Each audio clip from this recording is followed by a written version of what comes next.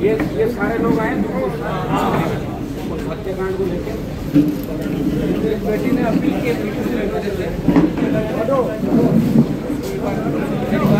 एक काम करो ना, इस बच्चे का भी ले लो ना। हाँ बड़ा मामला लो, 1 मिनट पीछे हो जाओ भाई साहब। याद कैसे आई वो सारी चीजें बताइए। दूधू के दमड़ा गांव में हुई हत्याकांड बजरंगलाल जी कस्बा की बेटी में प्रियंका कस्बा। आज मेरे पापा को हत्या हुए 2 महीने हो गए। मैं न्याय के लिए दर भटकी। मैं दूधू थाने में ग्रामीण एसपी राशि डोगरा जी के पास न्याय की पुकार के लिए गई, तो वहाँ पे दीपक खंडेलवाल जी ने मेरे को दलील किया और मेरे को धमकी दी। मेरे परिवार को रोड पे खड़ा कर दिया। मेरी पुकार नहीं सुने। मैं सभी को न्याय के लिए पुकार चुकी थी। अब बेटी को न्याय नहीं मिल रहा था, अपने पिता का इंसाफ नहीं मिल रहा था, तो ये बेटी आत्मदाह करने पर मजबूर हो गई थी। लेकिन फिर मैं सोची कि अभी बेनीवाल जी साहब जी अभी इस राजस्थान में न्याय दिलाने के लिए तैयार है, तो मैं आखिरी पुकार के लिए बेनीवाल जी साहब जी को पुकारी कि इस बेटी को अब आप ही न्याय दिला सकते हो। तो बेनीवाल जी ने मेरी पुकार सुनी और बेनीवाल जी ने इस बेटी को आत्मदाह करने से बचा लिया। बेनीवाल जी ही अब इस बेटी को न्याय दिला पाएंगे। ठीक है। अब ऐसा घटना क्या हुआ क्या था? क्या बालाजी के मंदिर में मेरे पापा भंडारे में यात्रियों को भोजन करा रहे थे। वहाँ पे रामेश्वर जी डूडी और रमेश जी डूडी आए और वहाँ पे उन्होंने मेरे पापा से कहा सुनी कर दी। तो वहाँ पे तो यात्रियों ने मेरे पापा को घर भेज दिया। घर पे गोपी राम जी डूडी आए हमारे घर पे और उन्होंने दिलासा दिया कि अब कुछ भी नहीं करेंगे, जो हो गया और अब प्रेम से रहेंगे।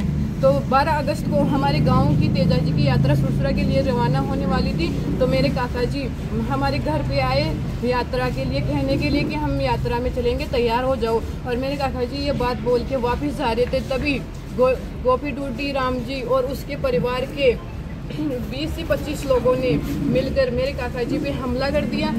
काका जी को छुड़वाने के लिए मेरे पापा दौड़े और मेरे पापा के साथ मेरा भाई, मेरी मम्मी, मेरे बड़े पापा जी के दोनों लड़के साथ थे।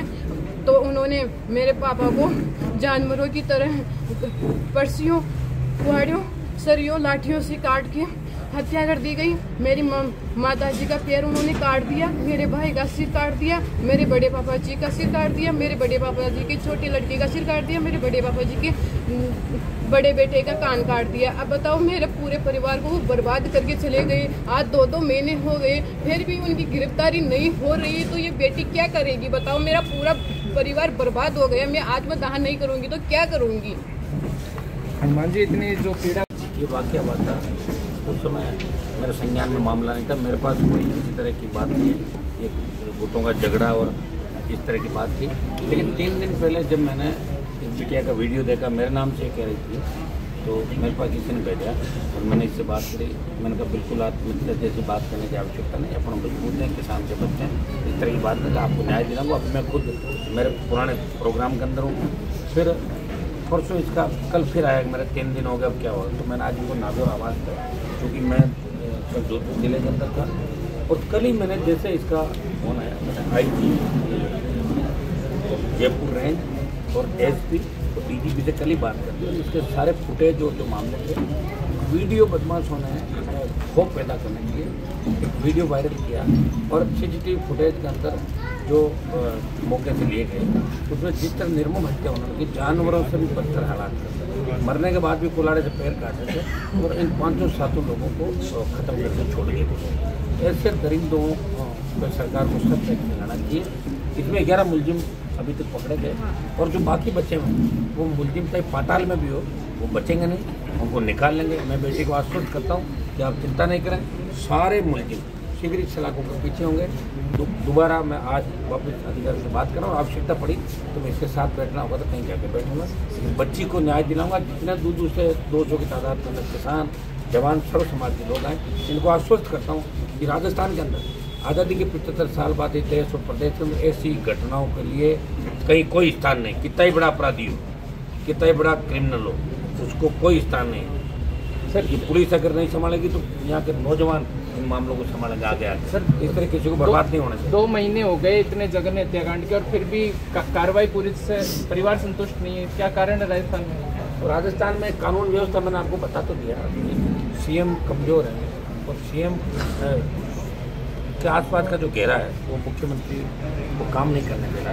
पहले गौरव श्रीवास्तव थे, उनको निकाला तो अभी भी कुछ लोग ऐसे चारों तरफ आ गए, काम नहीं करने देते। सीएम को खुद को नहीं पता कि 1 घंटे में क्या बयान देता है, वापिस भूल जाते हैं 1 घंटे में। उनको एक ही चिंता रहती है कि मेरे को हटा नहीं दे। इस चिंता में 24 घंटे और दुबले होते जा रहे हैं। बार बार प्रोग्राम देते हैं, कई जगह रद्द कर देते हैं, बयान कुछ देते हैं, 1 घंटे में बयान बदल देते हैं। दुर्भाग्य राजस्थान का।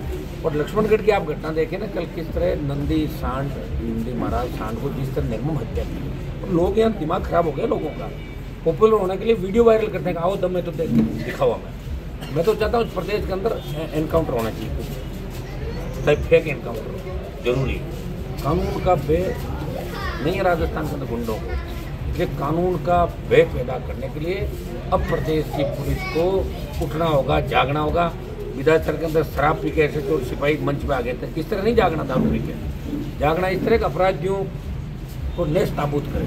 उसके अंदर हम आवश्यकता पड़े तो कानून का साथ देते हैं। हम लोग तो ऐसे लोग जो परिस्थितियाँ खराब नहीं करते, लेकिन पुलिस कब ठीक होगी, सरकार कब ठीक होगी, ये तो सरकार को सोचना है।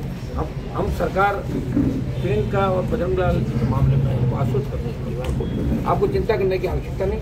जब मैं आपके साथ खड़ा हो गया तो आपको 100% न्याय मिलेगा। जो भी दोषी है, चाहे वो 120 के दोषी है, मौके के सारे मुलजिम सलाखों के पीछे होंगे और केस ऑफिसर स्कीम के अंदर इस केस को लेके उनको कोशिश ये करेंगे फांसी की सजा उन लोगों को, और दोबारा ऐसी घटनाएं हमारे समाज के अंदर राजस्थान में नहीं हो। मैं बार बार इस बीच में कहता हूँ कि हम लोग आज भी भूले हैं 75 साल बाद जाट गुजर किसान को में जो अपने लोगों का खून लेने को आमदार खून के प्यास हैं। हमें सोचना होगा, व्यवस्था बचेगी, समाज बचेगा, तभी तो संस्कृति बचेगी। इस दिशा के अंदर मैं अगर संदेश देता हूँ नौजवानों को। और ये दुर्भाग्य है, और कितने बड़े तादाद में लोग बताइए, उप मुख्यमंत्री इनके इलाके का, ये सब उसके वोटर हैं प्रेमचंद बैरवा के। कायदा तो उप मुख्यमंत्री के साथ इनको बिठा के सारा मामला करते हैं, लेकिन इनको लगता है कि न्याय कहीं नहीं मिलेगा। लेकिन नागौर आए चला, मैंने कहा एक दिन रुपये बता देंगे, आज का जमा है, और बड़ी तादाद के अंदर लोग इनके साथ हैं। तो मैं सरकार से कहना चाहूँगा कि बजरंगलाल रसवा के जो भी हत्यारे हैं और इस परिवार पर जिन लोगों ने जानलेवा हमला किया, वो सब तुरंत सलाखों को पीछे और टीमें बना के नहीं, और टीमें बना के तुरंत कार्रवाई करें, नहीं तो हम लोगों को इसमें बड़ा आंदोलन करना। थोड़ा कर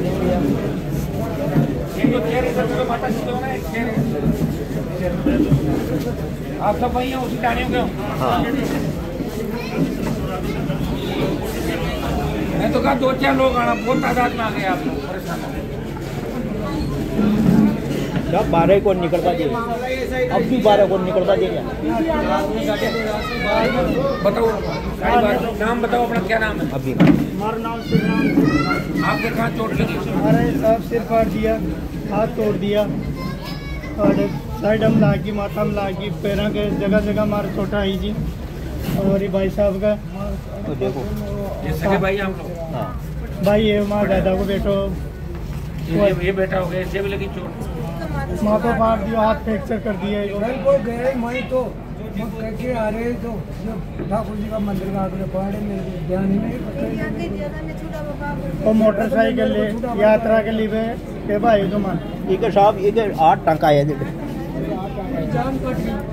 यात्रा के लिए तेजा जी की यात्रा जारी 12 तारीख की। बजरंग जी की पत्नी, ये भाई मम्मी, 12 तारीख की यात्रा जारी साहब। पता मेरे को सारा सुनो, अब सारी मेरी बात हो गई। एक तो कोई रतन है बदमाश, रतन, एक रतन, और कौन लोग बचे हुए हैं उनको सबको ले आएगा आप चिंता नहीं करें। एक राम सिंह, रतन, राजू, गजानंद, शंकर।